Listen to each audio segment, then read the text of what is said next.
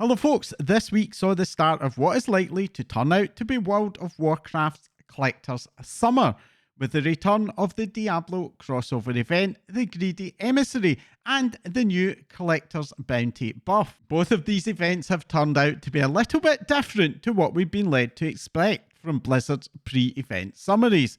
And as it happens, I suspect that the less promoted of the two events, the Collector's Bounty, may well turn out to be the more exciting of the two. While the Greedy Emissary's Treasure Goblin can spawn on the hour and at 15 minutes past the hour in Stormwind, Orgrimmar and Donegal, if you want to seriously farm the new recolors of the Tier 2 set, or just to get the mount drops as soon as possible, by far the best place to do that is in Undermine. In Undermine, the Greedy Emissary spawns are triggered by defeating any of the usual Undermined rares.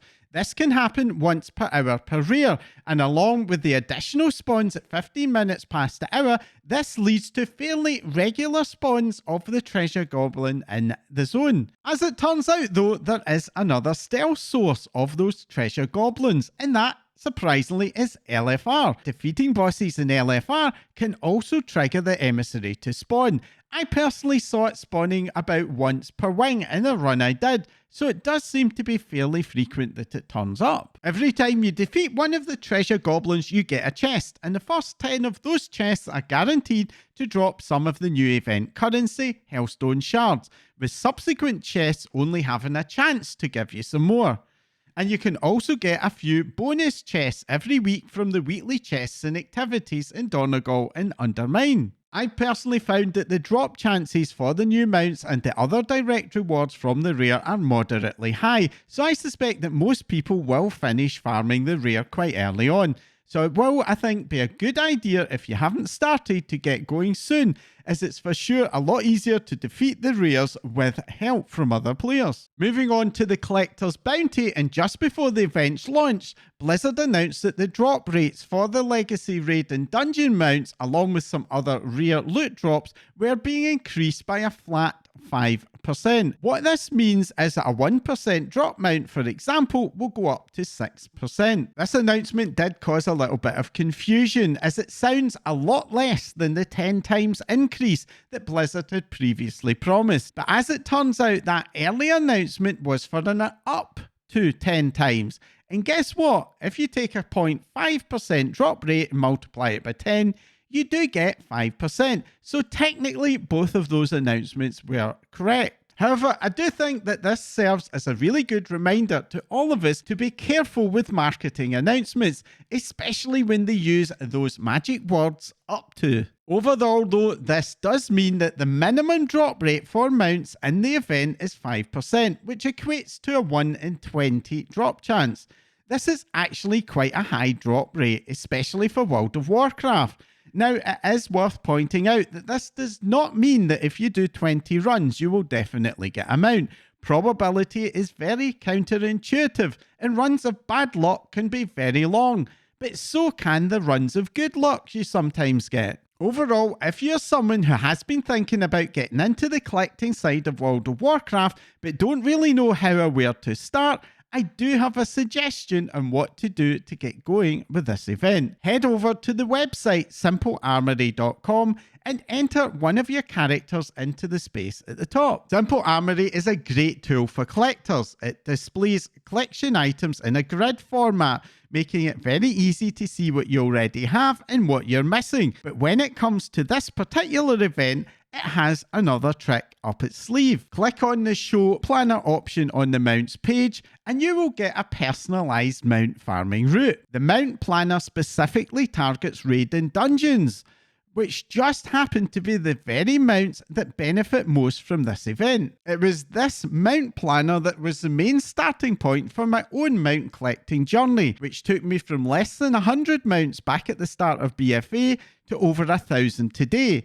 I would set aside an evening and just run through as much of the list as I could, but we warned that if you're new to mount collecting, don't expect to be able to clear the entire list in a single sitting. I personally have never been a fan of chain farming the same thing on an alt army.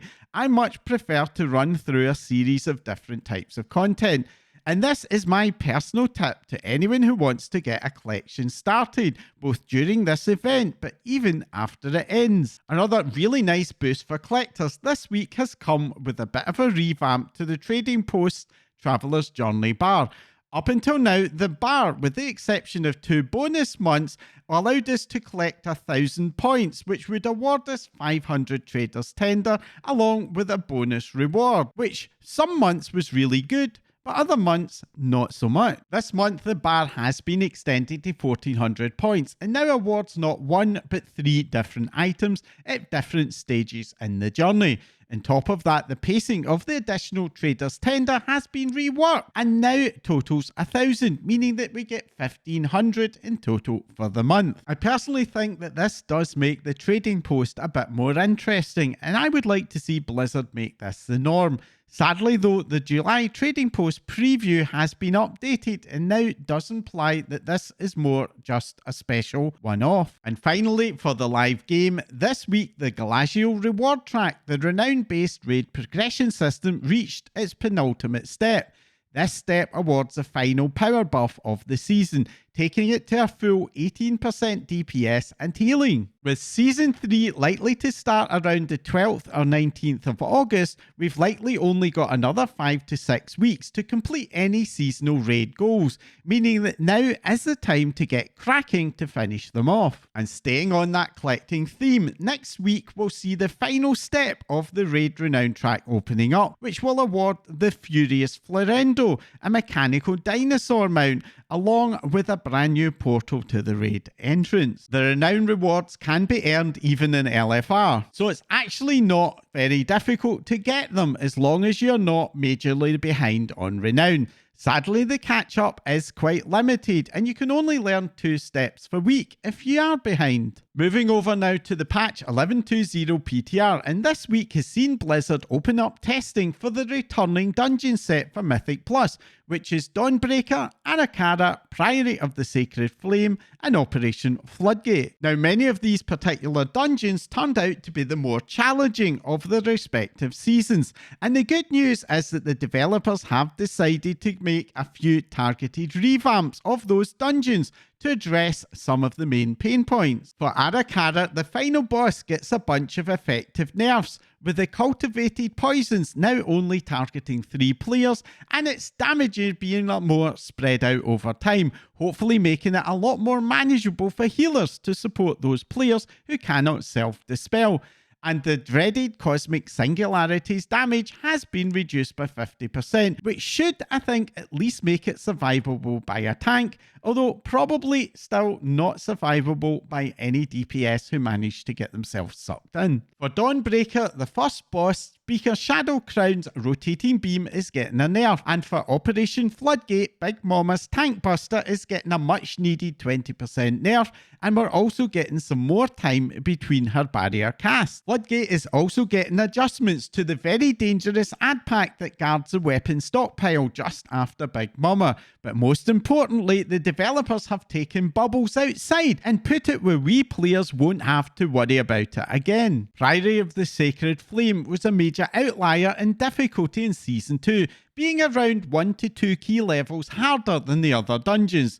And it is getting, thankfully, the most attention, with changes to the spawning in the courtyard, along with major nerfs to the Arathi Knights and the courtyard mini-bosses. The first boss, Captain Dalcrate, which brought many a Mythic Plus run to a premature end, is also seeing some nerfs, including a reduction to the tank debuff, which I think both tanks and healers will welcome quite a lot. Several of the dungeons are also getting improved spell visuals, and all of them will be getting updated checkpoints and the new Waystone system, which should make wipes a bit less punishing, something that Arakara in particular definitely needed. I personally wasn't a major fan of 3 of the 4 War Within dungeons that are making a return, so I'm pretty happy to see the dungeons getting some tweaks, and many of the changes do seem to address some of the pain points that I personally encountered, so this does give me a lot of hope for the new Mythic Plus season. We have yet to see what adjustments are going to be made to the 3 returning dungeons, Halls of Atonement and the 2 Wings of Tazavesh,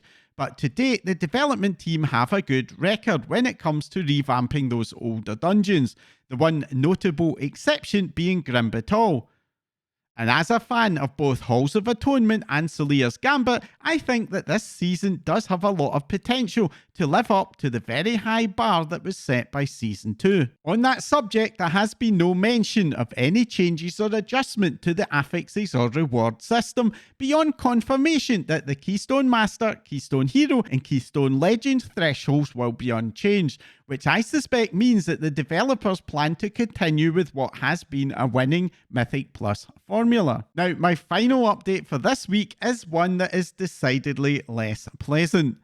I suspect that many of you have seen the headlines about as many as 9,000 jobs being lost through layoffs at Microsoft, with media coverage pointing towards it having quite a big impact on the Xbox gaming division that Blizzard and indeed World of Warcraft is a part of. Now, my first full-time postgraduate job went through multiple waves of layoffs and ended with me being laid off as well, so I do have some direct experience of how awful it feels not just to be laid off but also to be a survivor of layoffs, and I do genuinely feel for everyone in Microsoft and Blizzard who is currently feeling the pain of what's been going on. When Microsoft was first mooted as taking over Blizzard, I think most of the community saw it as a good thing, but these days honestly it's starting to feel pretty gross. That all said, as players of World of Warcraft, our big question is how this will affect the games that we love.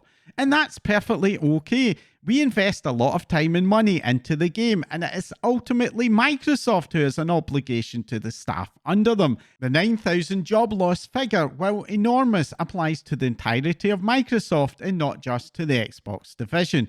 For Blizzard itself, from what I've been able to piece together, the biggest impacts are falling on the Warcraft Rumble game development team, which is essentially stopping new content development, and to the Blizzard social media teams. I haven't seen any indications of direct impacts to the World of Warcraft development and QA teams this time around, so most likely this is not going to significantly impact the upcoming content nor the Midnight expansion, although I have no doubt that there will be some short-term impacts, just due to yet another hit to the morale of a team that has been battered and bruised by having to take the fall for the failures of their corporate executive leaderships for close to half a decade by now. And that's it for this week's update. Have the new events inspired you to dip into the collecting game? If so, what are you chasing? Let me know in the comments down below.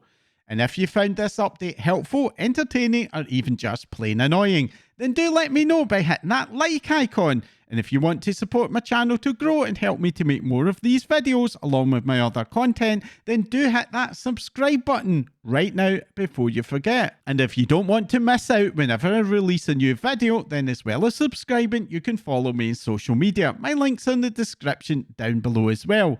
That's all for now. Thanks for watching.